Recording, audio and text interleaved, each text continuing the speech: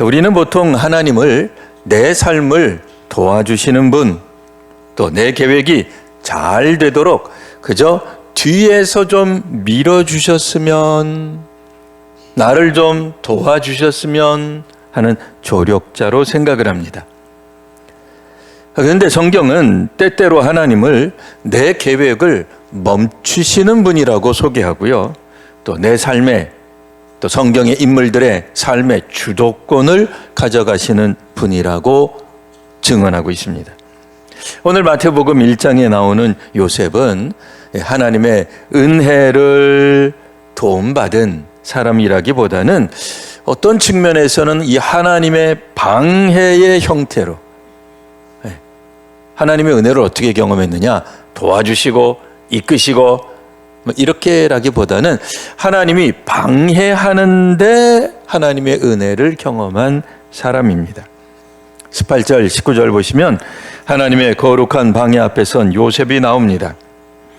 마리아가 요셉과 약혼하고 동거하기 전에 성령으로 잉태한 것이 나타나죠. 그의 아내 요셉은 의로운 사람이라서 이를 드러내지 않고 가만히 끊고자 합니다. 여기 이제 보시면 요셉은 의로운 사람이었다는 표현이 나옵니다. 여러분, 의롭다, 어떤 생각 드세요?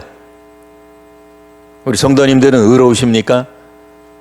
의롭다고 생각하시죠? 우리가 불의해서야 되겠습니까? 의로워야죠. 정의로워야죠. 우리는 공의롭다고 생각합니다. 그러면 어떤 선택을 해야 할까요? 당연히 나의 약혼녀 마리아가 잉태한 아이는 내 아이가 아닙니다. 앞뒤 빼놓고 요 대목만 들으면 되게 충격적인 말처럼 들리지만 맞죠? 요셉이 그렇게 얘기했죠. 생각한 거예요. 마리아 뱃속에 있는 저 아이는 내 아이가 아닙니다. 그럼 어떻게 해야 돼요? 율법적으로는 고발해야 됩니다. 그게 의로운 거예요. 그게 정의로운 거예요. 그럼 어떻게 되겠어요? 마리아는 사람들 앞에서 수치를 당하고 문매를 맞고 죽겠죠. 죽어 마땅한 여자죠. 없애버려야죠. 어디? 예? 우리 가문에 먹칠을 해도 유분수지 그렇게 더러운 몸으로 어디 우리 집에 시집 올라 그래? 나는 의로운 사람이야. 나는 율법을 지킬 거야. 그러니까 공회 앞에 가서 고발해야죠. 이게 이제 정의로운 선택, 율법적으로 고발해야 할 것입니다. 근데 요셉은 의로운 사람인데 그와 같은 결정을 하지 않고 그를 드러내지 아니하고 가만히 끊고자 했다. 두 번째 길을 택합니다.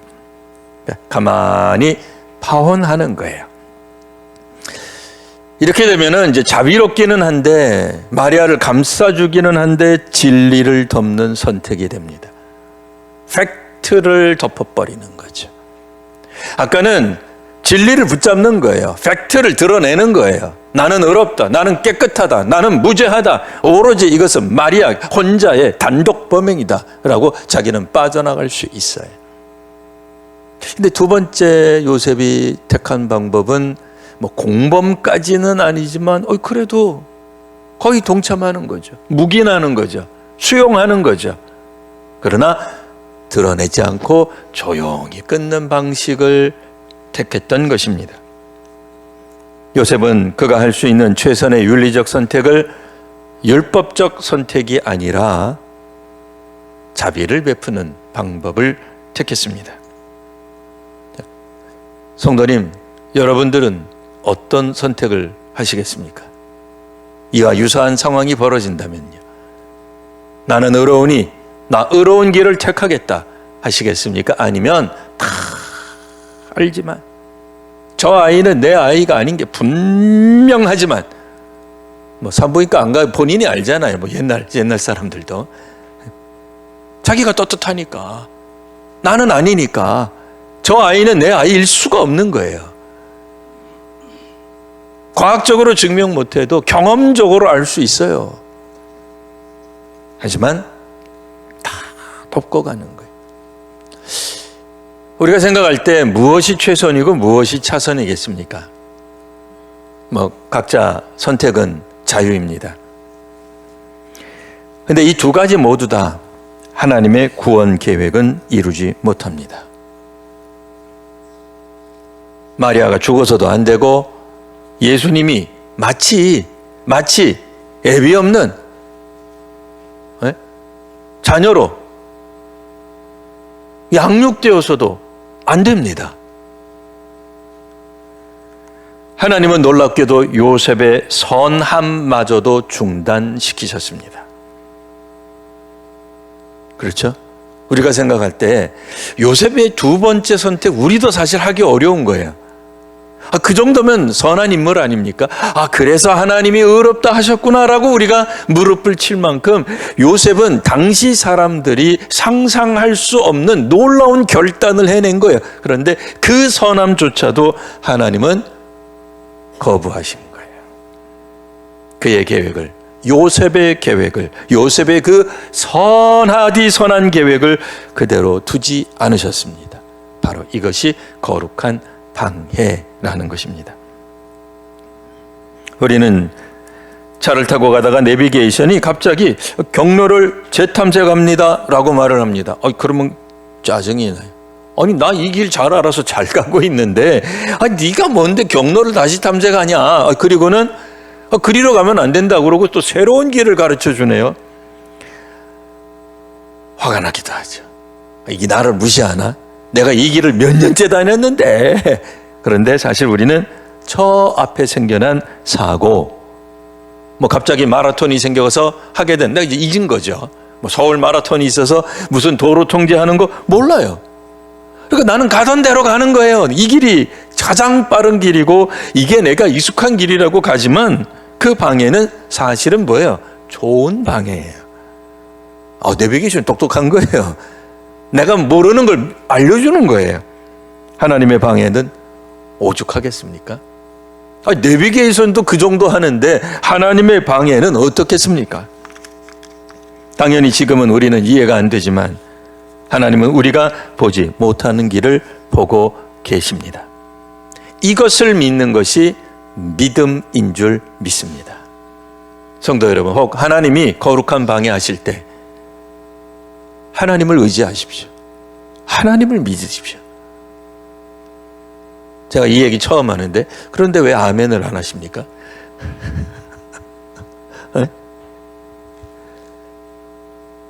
하나님이 거룩한 방해를 하실 때 하나님이 우리를 선한 길로 인도한다고 믿으시기 바랍니다. 짜증내지 마세요. 하나님, 내가 하고 있는 이 선한 계획을 왜 막으십니까? 그 어떤 유대인도 제사장도 나 같은 결단 못 내립니다. 어디 씨도 모르는 그런 여인을 내가 지금 용납하고 있는데 하나님 좀 나를 높여줘야 되는 거. 그러지 마세요.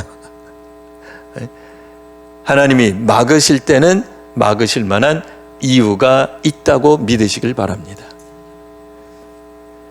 이 거룩한 방해 속에서 그러면 무엇이 나타났겠습니까? 하나님의 은혜가 나타납니다.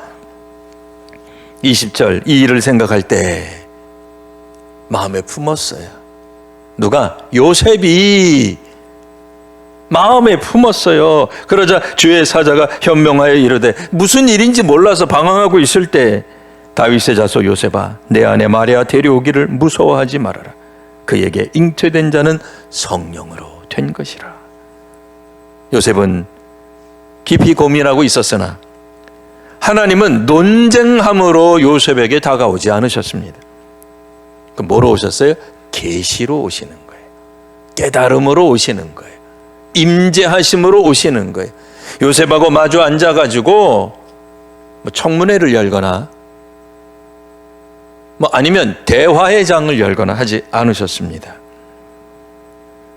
율법의 판단은 은혜의 약속으로 바뀌었고 간음하지 않았는가 하는 의심은 임마누엘의 계시로 바뀌게 됩니다.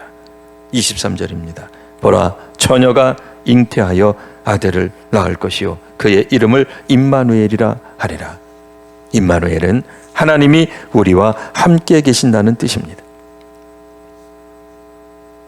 이 천사의, 그러니까 하나님의 메시지를 통해서 마리아도 명예가 회복되고 요셉도 신앙을 지킬 수 있으며 그의 가족이 온전한 가족으로 하나님께 쓰임받을 수 있게 된 것입니다.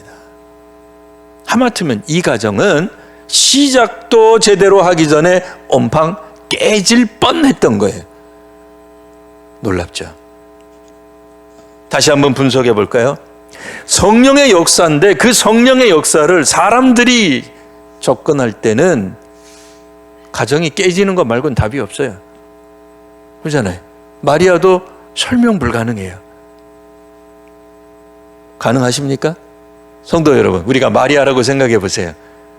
어느 날 갑자기 처녀의 몸으로 잉태하셨어요. 그 무슨 수로 증명하실래요? 남자 성도 여러분, 우리가 요셉입니다. 정혼자 마리아가 어느 날 갑자기 잉태했다는 소문이 들려옵니다. 가서 확인해 보니 배도 나왔어요. 이거 어떡합니까?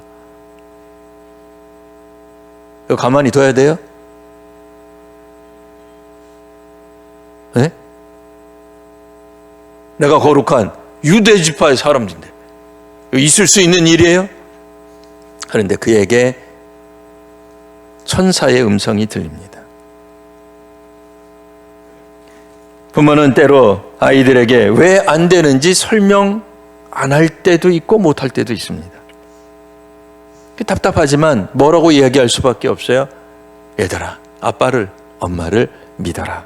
고 말할 수밖에 없을 때가 있습니다. 하나님도 요셉에게 모든 설명을 찬찬히 일은 이렇고 이는 이렇고 삼은 이렇고 서로는 이렇고 그래서 결과는 이렇게 될 것이다 라고 설명한 것이 아니라 단 한마디 약속만 남기셨습니다. 하나님이 너와 함께 계신다. 그러자 어떤 일이 벌어집니까? 24절 25절입니다. 하나님의 구원이 순종 가운데 이루어지는 것을 보게 됩니다.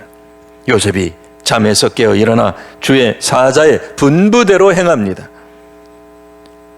오늘 본문에 나오는 요셉은 질문하지 않습니다. 토론하지 않습니다. 조건 달지도 않습니다. 그저 깨어 일어나 행할 뿐입니다. 중세의 유명한 그 철학자 중에 키에르케고르라고 하는 사람이 있습니다. 그분이 한 유명한 이야기 중 하나가 이겁니다. 신앙은 이해한 다음에 하는 선택이 아니라 이해되지 않지만 뛰어내리는, 마치 절벽 같은 곳에서 뛰어내리는 도약이다 라고 얘기를 한 거예요. 그러니까 뛰어내리면 사실은 죽는 거죠. 망하는 거죠. 망하는 게 아니라 절벽에서 뛰어내리라고 주께서 말씀하실 때 믿음 단지 그것 하나로 뛰어내릴 때 폭락이 아니라 도약하게 될 것이다 라고 얘기를 하는 거예요. 위로 올라가게 되는 거예요. 구약 성경의 광야에서 뱀에 물린 자들에게 말합니다. 놋뱀을 바라보면 나을 것이다. 여러분, 하나님하고 모세하고 불러다가 여러분 논쟁하셨어요? 논쟁하실 거예요? 설명해 보십시오. 놋뱀을 바라보는데 어떻게 지상에 있는 불뱀 물린 것이 나을 수 있습니까? 합리적으로 설명 가능한 사람 아무도 없습니다. 광야의 백성들은 모세가 전한 말을, 하나님의 말씀을 믿고 쳐다봅니다. 어떤 일이 벌어져요? 쳐다본 자는 다 나음을 입었습니다. 이게 믿음 아닙니까? 이게 기적이죠. 믿음이 기적입니다. 믿음으로 우리가 사는 거예요. 믿음으로 구원받는 겁니다. 놀랍게도 이 믿음은 우리의 위기의 한복판에서 믿으라고 우리에게 요청합니다. 강요는 하지 않아요. 광야 시대에도 믿고 쳐다본 사람은 구원을 얻었지만 믿지 않고 쳐다보지 않은 사람은 고통 가운데 죽었을 겁니다. 이처럼 요셉의 순종은 결국 그의 인생 계획을 내려놓는 순종이 되었습니다. 또한 그의 평판도 포기하는 순종이 되었습니다. 자기만 알았겠어요? 마리아가 임신했다는 것을? 아니, 동네 사람들도 알았을 거예요. 적어도 최측근들은 알았을 거 아니에요. 자신의 평판도 포기했습니다. 심지어는 그가 가지고 있는 율법적 의로움도 내려놓는 순종이었습니다. 그럼 그 결과로 그는 무엇을 얻었을까요? 아기 예수를 얻은 것입니다. 우리가 순종할 때 예수님을 우리의 가정에, 우리의 마음에, 우리의 교회에 모셔드릴 수 있는 겁니다. 누구 한 사람이라도 마리아가 되었던 요셉이 되었던 누구 한 사람이라도 하나님의 말씀에 불순종하게 되면 하나님이 원래 계획하셨던 아기 예수의 탄생, 요셉과 마리아의 가정에서 양육받는 예수님의 그림은 무산되었을 것입니다. 아기 예수님 오시는데도 놀라운 사람들, 그러니까 사람들의 그 놀라운 순종이 감춰져 있었던 거예요. 오늘 우리 같으면 감히 할 수 없었던 그 순종이 오늘 우리들이 곧 며칠 후에 맞이하게 될 성탄절이 되는 것입니다. 말씀을 듣고 설교를 듣고 야, 이거 정말 좋은 말씀이다라고 감동하는 것, 그것만으로는 사실 부족합니다. 왜냐하면 신앙은 낭만이 아니고 감상도 아니고 평가도 아닙니다.